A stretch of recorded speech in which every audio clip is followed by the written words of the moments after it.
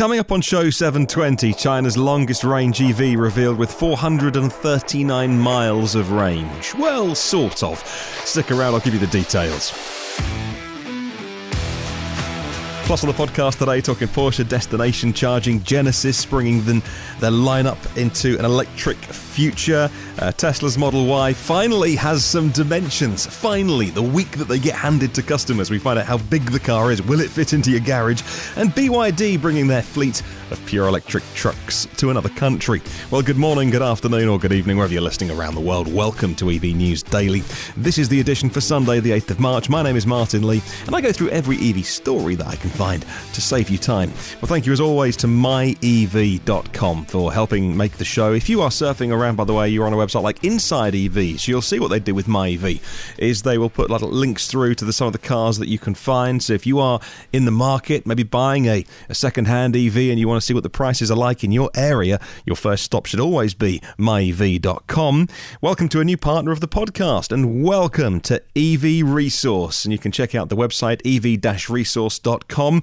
They've got some sections on their homepage for the EV Curious, for the EV Newbie, and for the EV Pro. And which one of those are you? Well, they've got something for you and a new podcast to shout about as well. The EV Resource podcast on YouTube and all the usual places. Check them out. New partner of the podcast. Thank you so much. And also a new executive producer, someone that I've known for a while, actually, and kind of swapped messages with and isn't far away from me, and we should catch up, but we're both very busy, and that is Martyn CROFT, DORSET Tradesmen.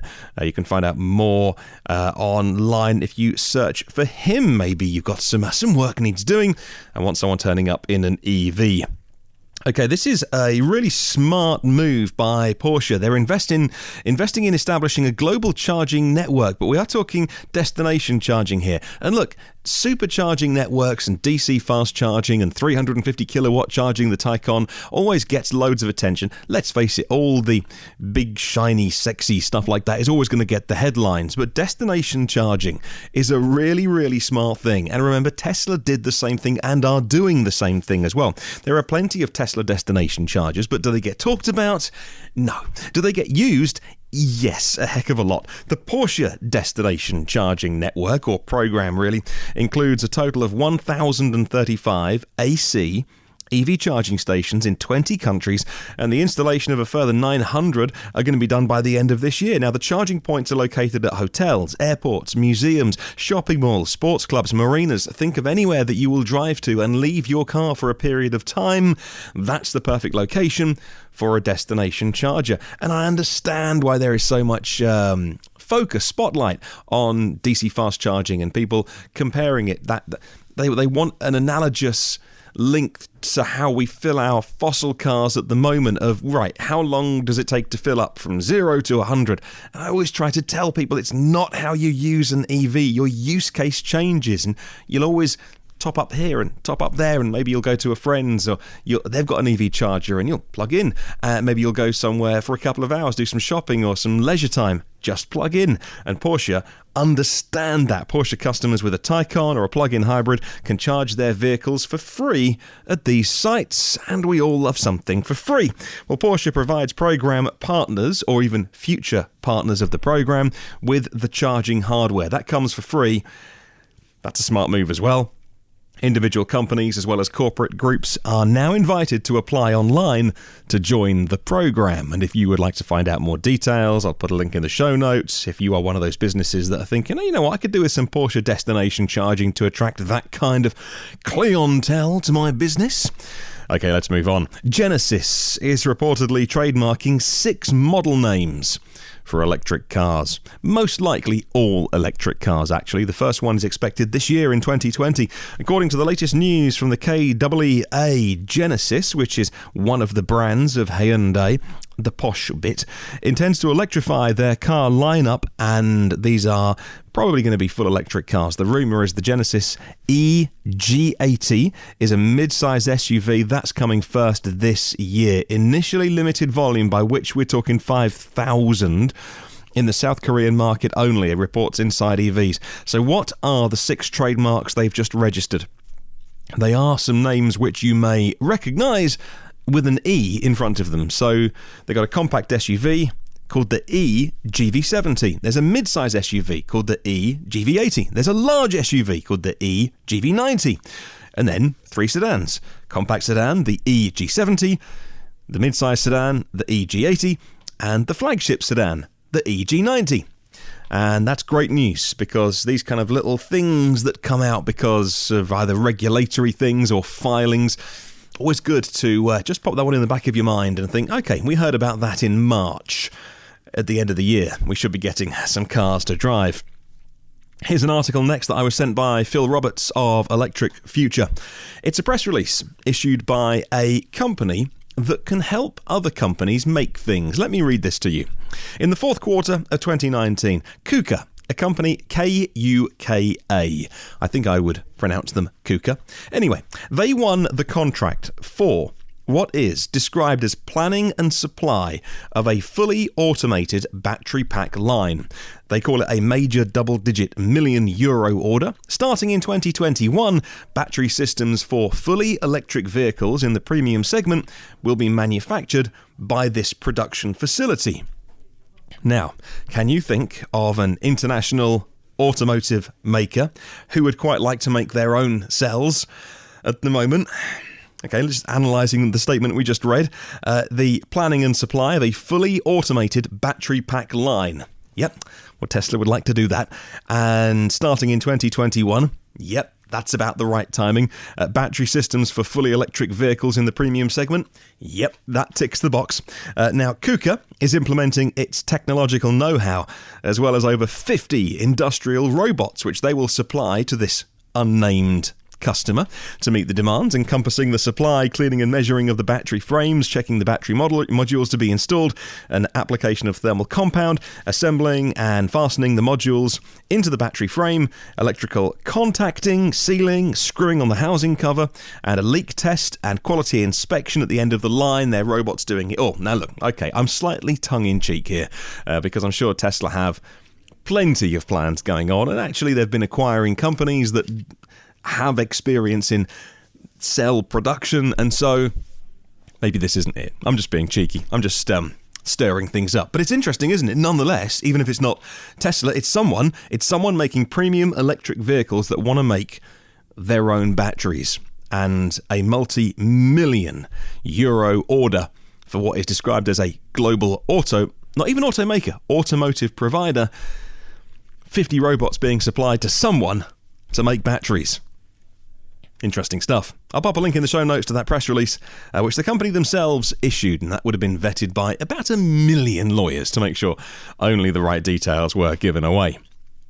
Hey, let's talk Model Y next, because until now, we haven't actually known how big the Model Y was, which is why there were so many photographs on the internet of people standing in front of them going, I'm about this big, and the car comes up to my shoulder. And also, even one last week, which was a coffee mug placed on the floor to illustrate how high the car was in terms of ground clearance. Well, specs for the Model Y are now fully available. Will it fit in your driveway or garage? We now know the width, the length, the off-road ability, the weight, and more. Says Inside EVs. Well, first deliveries of the Model Y are now days away, and up until now we haven't known the dimensions, but the Model Y's overall length is 187 inches or 4,750 millimetres. So will a 4.75 metre car fit in your garage? And what about the overall width? 83.8 inches or 2.129 metres in width, with the wing mirrors sticking out. Moving on to some newly confirmed features, the Model Y has a feature which I didn't realise. It's called Off-Road Assist. It's interesting. This selectable feature does the following. It adjusts traction control to optimise the performance off-road. Some autopilot safety features like automatic emergency braking and lane departure avoidance are not available when off-road assist is engaged. That makes sense. There's not too many white lines painted in fields if you're going to go off-roading. I don't really think of the Model Y as an off-roader. It's going to have, of course, in some configurations, 2 motors, wonderful, and tons of software controlling the torque that goes to the wheels. Wonderful. What you want for an off-road vehicle. Going to have a bit of ground clearance as well. Wonderful. Last but not least, a new image confirms the Model Y will have a power liftgate. I think we knew that. I think someone like Someone tweeted Elon a long time ago about power. I think lots of people tweeted Elon about power lift gates, but maybe it was Ryan from Ride the Lightning podcast, which it's still utterly brilliant, by the way. Ryan's weekly podcast about pure Tesla stuff. Maybe he tweeted him about that and got a reply to say, yes, it will have one. Now we know that the power lift gate with a height of opening that's fully customizable. So maybe it will fit in your garage, but it's the height that you're worried about. You can now customize that. Good news for those wanting more details of the Model Y. Well, China's Ministry of Industry and Information Technology has verified XPeng's P7. It's an electric sport sedan, and the driving range is 706 kilometers or 439 miles. Except it's not, is it? Because the Chinese use the NEDC way of measuring, which is maybe about twice what it should be. Maybe I'm exaggerating a little bit there for effect, but it's not 439 miles. Maybe it's 250 miles. It's the longest range among electric vehicles in China, but of course, as long as you're measuring everything with the same stick, then I suppose what does that matter? As long as you know what test cycle you're using, if you're comparing apples to apples, well, that's okay. Green Car Congress says the XPeng P7 listed on the announcement is the rear-wheel drive version, 196 kilowatts of power. It does 125 watt-hours per kilometre of power consumption. P7 is built on their smart electric platform. The XPeng P7 is equipped with the latest generation of prismatic battery cells inside the battery pack, and that has got an 81 kilowatt hour capacity with an energy density of 170 watt hours per kilogram. It's got an electric motor, transmission and control system all integrated together in what they call a 3-in-1 electric drive system. The P7 will be officially launched and delivered to the Chinese markets sometime this quarter. So, April, May, June. So before the summer. Fantastic news. Congratulations to everyone getting that car into the market. Well, BYD has announced the recent signing of a deal to bring the first fleet of electric trucks to Ecuador. Not too much Ecuadorian news on this podcast, but there we go. On February the 21st, representatives from the heavy-duty transport company Transcarcel and BYD signed a contract for 20 electric trucks. The first truck will be delivered this August and the rest of them next year. The heavy-duty pure electric truck is equipped with LFP cells. Yeah, those are the ones that made all the news a couple of weeks ago when there was that story saying that Tesla's Chinese Model 3 would be using lithium iron phosphate prismatic cells. No more on that, by the way. Lots of people deemed themselves experts and waded in with comments. Oh, yeah, definitely happening. When the day before they hadn't exactly been saying that, but once the news broke, oh yes, I knew it a long time ago. Yes, it's very obvious. Several people on Twitter being quite smug when that news was announced, and they claimed to have known it all along. I'm sure they did. So yes, these are the same cells in the BYD that we were talking about only a couple of weeks ago. Lifespan of 15 years. What's the range on the trucks? Well, not exactly long distance trucking in Ecuador. 150 kilometers of range on a single charge. It does give them the ability to do the payload towing, though, of 31.5 tons. Well, the Spanish plug-in market continues to be on fire. Almost 3,000 EVs were sold last month in February, but a 100% increase year on year after the record 3,265 last month in January, looking at a market share of about 3%, which is still less than many countries, but Spain has always been, and Italy as well, always really behind on EVs. So to get to 3% is just brilliant. The pure electric market share, BEVs, they took up the majority of the sales, according to EV-Sales blog. As for the bestsellers, number 1, Renault Zoe. Number 2, Peugeot E208. Number 3 was the Peugeot 3008 plug-in hybrid. And finally, before your answers of question of the week, Bentley's CEO has thrown down the gauntlet to politicians and the regulators. Bentley's chairman and CEO, Adrian Hallmark, has thrown down a challenge to the UK's politicians to grant hybrid cars a stay of execution rather than banning them in 2035, says Car Magazine. When asked to speculate on what will happen in 15 years' time, when the UK's proposed ban on combustion engines comes into effect, he said that while the deadline is achievable, the demonisation of hybrids would do more bad than good in the interim. Or could do more bad than good in the interim, specifically. Well, okay. I mean, that's his point of view. He is, of course, the main man at Bentley, a car company renowned for having loads and loads of EV tech ready to go.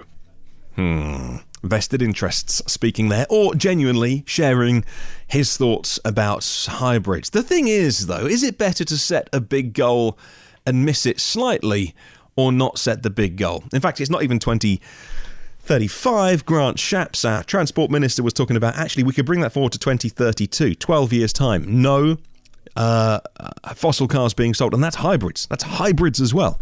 That's being consulted with the industry at the moment, and there will be some next level lobbying going on from people who really, really, really have a lot to lose by banning fossil cars. Okay, question of the week, answers now. I was asking you about where you would like to put a charger in your life. Ed Corteen says, I would like a vehicle-to-grid charger, and I'd like it at my house, please. Much cheaper than having to invest in a fixed battery. Just use the one you have. Dan from Canada says, I would put a fast charger at the French River Provincial Park in Ontario. No fast chargers currently between Parry Sound and Sudbury along Ontario Highway 69, and then emailed me almost immediately to go, I've just checked. The new IV charging network is planning a fast charger at Key River near French River Provincial Park. ! Happy smiley face. He answered his own question there. But fair play. I mean, there's always stuff. I found one near me recently, a 50 kilowatt fast charger that just got put in on a network that I use all the time, on the Polar network with BP Chargemaster, and didn't know it was there. Looked on ZapMap, that's new, and had a look, and yeah, fair enough. They just put one into a Harvester, actually, which is a chain of restaurants where you sort of serve yourself, if you're not familiar. This is from Carl Kramer. I would like level 2 chargers at the parking lot of my gym. You do the thing you're supposed to do and get a decent charge when you're done. I have a free charger, which is a 10-minute walk away from my gym. I know, poor me, says Carl Kramer. Yeah, I always laugh at people who drive to the gym. Just, you know, if you're 10, 20 minutes away, get on your bike or walk. But Carl is, again, tongue-in-cheek there, saying yes. If I could put one anywhere, it would be at the gym. And also Cesar Trujillo as well, a supporter of this podcast, who said, yep, he would like one at his gym. Mark Richards chipped in and said, I would want a 350 kilowatt ultra-fast, high-power charger at downtown Denver. He says, I drive Uber, and sometimes I need a boost. I have a Bolt now, but will upgrade. When GM comes out with newer EVs, I'll be able to take advantage of higher speeds. I hope ChargePoint is doing this for one lucky listener of yours, and I hope it's me.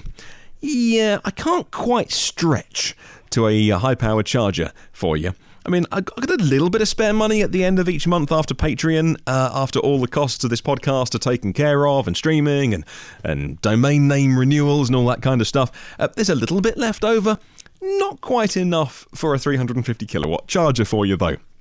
Hello to Bill. Now, Bill Berger says, I'd put hundreds, you're cheating here, my friend, I'd put hundreds of 3-pin sockets into long-term parking at airports. All sockets limited to 6 amps, which is enough to fully charge a car over the time that you leave it at an airport. Cheap to do, and ensures there are spaces with sockets for everyone with an EV.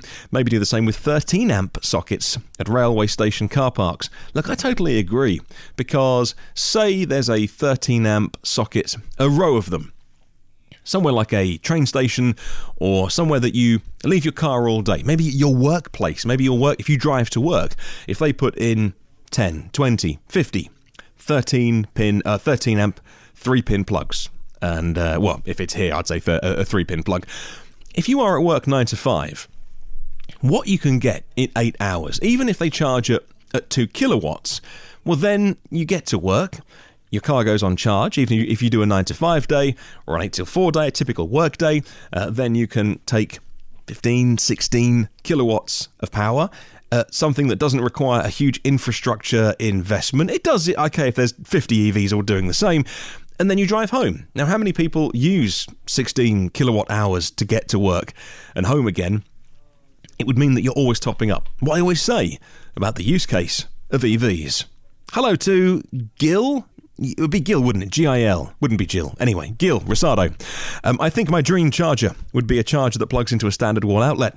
To get around the slow charge speeds, it would actually be a battery that you leave plugged in all the time, and yet when you hook your car up to it, it uses the charge in the battery to dump electricity into your car very, very quickly.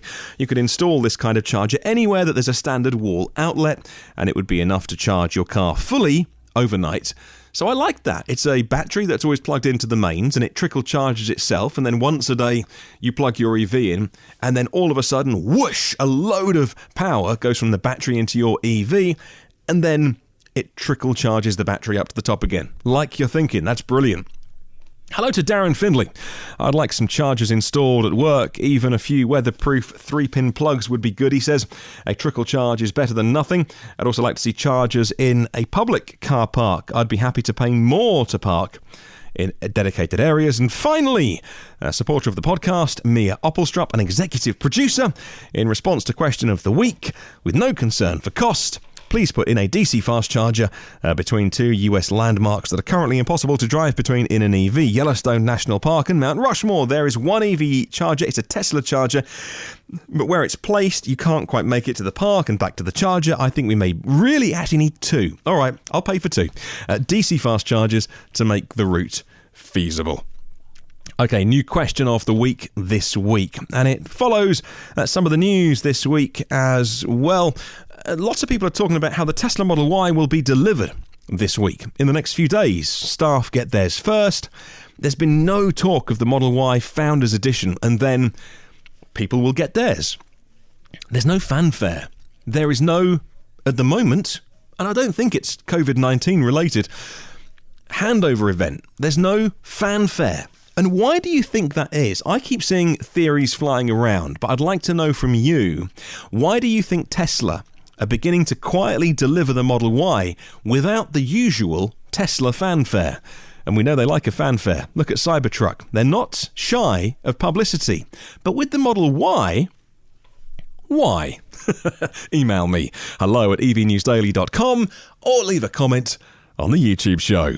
Well, there are 241 patrons of the podcast, and thank you for your generosity of making this show happen. If you would like to know what it's all about, then I would invite you just to check out Patreon. And you don't have to do this. I will make the podcast for free, whatever happens. But Patreon is patreon.com. That is patreon.com/evnewsdaily. And it is somewhere that you can support lots of people like creators, podcasters, writers, I suppose, and people like that. Even podcasters. Premium partners, Phil Roberts of Electric Future, Brad Crosby, Avid Technology, Brightsmith for clean tech talent, and new, as of this week, Porsche of the Village in Cincinnati, and Audi Cincinnati East. And the partners of the show, David Allen, OEM Audio of New Zealand, and evpower.co.nz for your accessories. Paul O'Connor, tryev.com, Gareth Hamer, eMobility Norway, Bob Boothby, and as of today, evresource.com. And all of the exec producers, I love to read out your names at the weekend. Alan Robson, Alan Shedd, Alex Banahini, Alexander Frank, Anders Hove, Andrea Jefferson, Asir Khalid, Ashley Hill, Bjard Fuchstack, Brent Kingsford, Brian Thompson, Brian Weatherall, Bruce Bohannon, Charles Hall, Chris Hopkins, Colin Hennessy, and Cams EV. Craig Coles, Craig Rogers, Damien Davis, Darren Bird, Darren Feach, Darren Sant at Yorkshire EVs, Dave Jewson, David Barkman, David Finch, David Partington, David Prescott, and Derek Riley at Dublin EV Owners Club. Don McAllister at screencastsonline.com. Enrico Stefanchillo. Eru Kiyuni Nyombi. I think I got that right. Frederick Rovic, Free Jewel, who's James, Gene Rubin, Jeff Lowe, Headley Wright, Ian Griffiths, Ian Sear, Jack Oakley, James Storr, Jerry Allison, Jim Duggan, Jim Morris, John Bailey, John C. Solar, John Lacey at ClickLack Video NZ, John Biddy McBeardface at Kent EVs, John Nodell, Juan Gonzalez, Ken Morris, Kevin Merson, Carl Mayan, Lars Dodger, Lawrence D. Allen, Lee Brown, Luke Cully, Marcel Lohman, Marcel Ward, Mark Bossett, Marlon Shell, Martin Croft, the Dorset Tradesmen, Matt Piccioni, Maz Shah, Mia Oppelstrup, Michael and Luke Turrell, I think. Michael Pastroni, Michael Coffin, Mike Rogers, Mike Winter, Nathan Gore Brown, Neil E. Roberts from Sussex EVs, Nigel Miles, Northern Explorers, Ohad Aston, Paul Ridings, Paul Shelley, Paul Stevenson, Perry Simpkins, Pete Glass, Pete Gordon, Peter and D. Roberts of Oxon EVs. Phil Mouchet, Pontus Kindblad, Raj Badwell, Rajiv Narayan, Ralph Jensen, Renee Schneider, Rob Cooling at appledriving.co.uk, Rob Hermans, Robert Grace, Robin Tanner, Rupert Mitchell, Sari Kangasoja, Seiki Payne, Stephen Penn, Steve John, Thomas J. Tierce, the Plug Seekers EV YouTube channel, Tim Gutteridge and William Langhorn. Right, New Week of Podcasts starts tomorrow. Have a wonderful day, whatever you're doing. Catch you soon, and remember, there is no such thing as a self-charging hybrid.